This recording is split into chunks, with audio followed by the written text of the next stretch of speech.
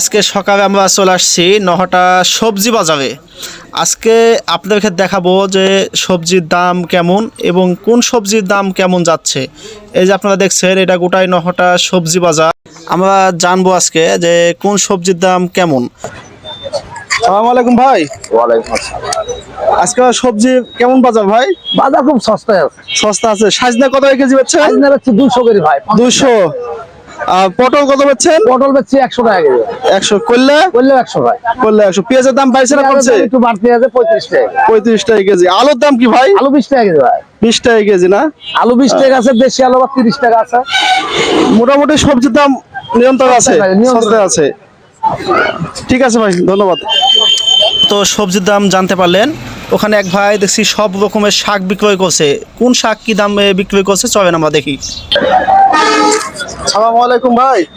ওয়ালাইকুম আসসালাম। আপনার কাছে তো সব রকমের শাক পাওয়া যায় তাই না? শাকের দাম কি তুলনামূলক বেশি না কম?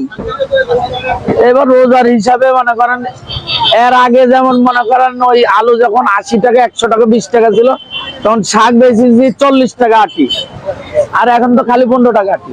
পুঁই শাক কত করে বেচছেন? পুঁই শাক 20 টাকা আটি। আর ওই যে ওই ডাঁটা শাক? ডাঁটার শাকটা এবছর একটু দাম বেশি, 30 টাকা আটি। 30 টাকা। লাল শাক? লাল শাক 15 টাকা। 15 টাকা আটি। 15 টাকা আটি।